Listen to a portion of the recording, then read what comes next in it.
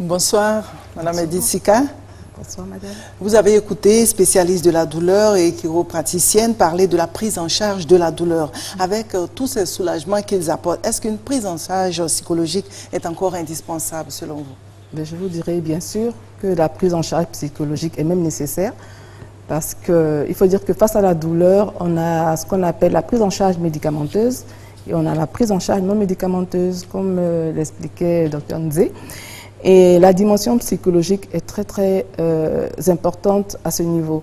Il faut dire que l'homme est assez complexe et quand on sait que la psychologie, dans sa définition globale, est l'étude du comportement, on se rend compte que l'appréhension du comportement n'est pas aussi évidente que cela. Alors, on essaie quand même de s'approcher, de trouver des mécanismes de soulagement des malades, de la douleur. Et dans l'ensemble, on peut dire qu'on y réussit assez bien. Mais il faut dire que à la différence des autres sciences, au niveau de la psychologie, c'est plutôt dans la durée que cela s'installe. Parce que le malade a besoin d'être pris en charge sur une longue période. Et cela, naturellement, dépend d'un certain nombre d'aspects dont il ne faut pas ignorer les effets sur le malade. Vous avez suivi le reportage tout à l'heure avec ce monsieur qui se plaignait. Donc, pourquoi le comportement change face à la douleur? On peut devenir méchant ou très doux ou moins bavard ou même indifférent. Pourquoi? Exactement, c'est très important. Il faut dire que la douleur en elle-même, elle est invalidante. Hein. Elle est invalidante. On a la douleur physique. Je veux dire, vous avez une brûlure, c'est une douleur physique. Mais vous avez aussi ce qu'on appelle une douleur émotionnelle.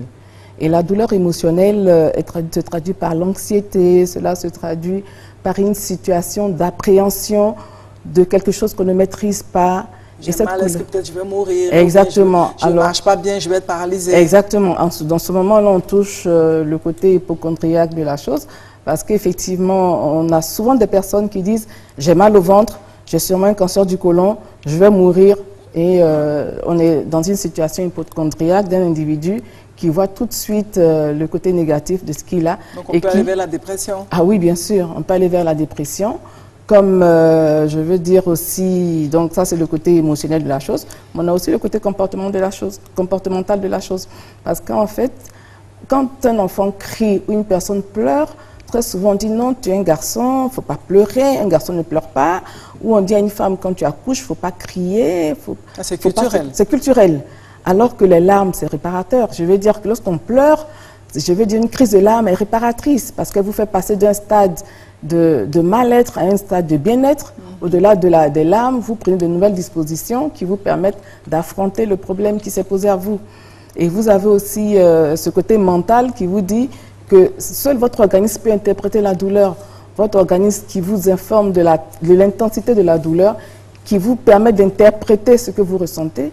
C'est cet organisme qui vous est propre, qui vous est personnel, qui vous permet d'évaluer la douleur par rapport à votre vécu, par rapport, j'allais dire, à votre éducation et aussi par rapport à votre culture. La personne qui vient vers vous, comment savoir que la personne souffre réellement? Quand on sait que souvent, on prend l'exemple d'un enfant qui pleure beaucoup, tout simplement parce qu'il veut que sa mère vienne le prendre dans ses bras. Oui. Est-ce que la douleur aussi souvent ne peut pas être prétexte pour réclamer de l'affection ou autre chose? Bien sûr. Moi, je vais vous donner un exemple. Oui. Moi, j'ai mon fils qui avait 6 ans en classe de CP2. Et l'enfant, une fois, on m'appelle, j'étais au travail, on m'appelle, Madame Sika, venez chercher votre fils. Il se plaint de douleur, il a mal au ventre. Je vais le chercher. Le deuxième jour encore, on m'appelle, votre fils a mal au ventre, venez le chercher. J'y vais. La troisième fois, je vais le chercher et je me rends compte que dans la voiture, quand je le ramène à la maison, il saute, il est content dans la voiture et tout. Et j'ai remarqué que ces 3 fois-là, lorsque l'enfant quittait l'école, l'enfant il se sentait bien. Et je me suis dit, mais qu'est-ce qui se passe? Une fois à la maison, je lui ai dit, mais attends, tu as plus mal au ventre? Il me dit non. Je lui ai dit, mais quel est ton problème alors? Il dit, non, en fait, maman, quand tu me déposes à l'école, que tu pars au travail, pour moi, tu es parti mourir et que tu ne viendras plus. Et donc, j'ai mal au ventre, je veux voir ma maman. Parce qu'elle m'a abandonné, elle ne va plus revenir. Donc, la douleur...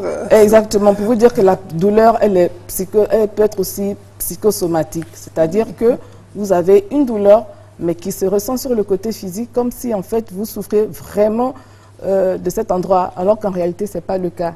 Moi, je connais quelqu'un également. On peut souffrir aussi réellement, à part ce cas, alors qu'on se rend compte de la douleur quand même, ça exclut socialement, professionnellement, quand la personne au travail. Donc ça veut dire que c'est dur à vivre. Ah, la douleur est très dure à vivre parce que c'est un comment inconfort. surmonter? Voilà, c'est un inconfort. Quand nos médecins, tels que le docteur Poté, il fait ses analyses et qu'il pose un diagnostic et qu'il vous donne un traitement curatif, et que la douleur persiste, ça veut dire qu'on peut prendre le contrôle aussi. Ça veut dire que quelque part, il faut chercher à savoir s'il n'y a pas un autre problème latent qui n'a rien à voir avec le médical. Et en ce moment-là, si le docteur Poté nous fait venir ce genre de personnes, nous, à travers nos discussions, à travers un interrogatoire, on peut, à travers des outils qu'on a, déceler le problème de l'individu et puis l'aider à remonter dans son enfance et comprendre ce qu'il vit. Aujourd'hui, vous avez des personnes âgées qui se retrouvent seules parce que la solitude, c'est un problème, un sérieux problème, surtout nous en Afrique.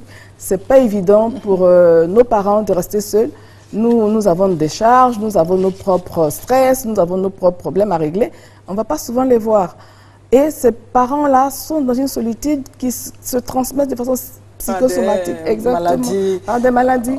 On pourrait dire une griffe imaginaire. Imaginaire ou supposée ou réelle. Hein. Parfois, ils sont malades, mais quand vous allez les voir, ils sont tellement contents que ces malades-là, enfin, nos parents subliment la maladie à travers notre présence. On trouve qu'il y a des gens qui ont mal, mais quand ils s'occupent, quand ils ne se concentrent pas sur la douleur, cette douleur-là, elle est moindre. Donc ça veut dire qu'on peut... On peut sublimer la douleur. Moi, j'ai mon petit-neveu là qui a grandi avec la douleur. Aujourd'hui, il a 22 ans. Il a une formule sanguine assez pathologique, mais c'est quelqu'un qui a toujours grandi avec la douleur. Mais il sait tellement bien se prendre en charge qu'aujourd'hui, il sait ce qui se passe quand il doit prendre ses médicaments et tout. Il ne va voir le médecin que lorsqu'il se rend compte qu'il a un niveau de douleur qui l'oblige à aller voir le médecin. Au-delà, il réussit à sublimer la douleur, il va à l'école, il trouve un sens à cette douleur.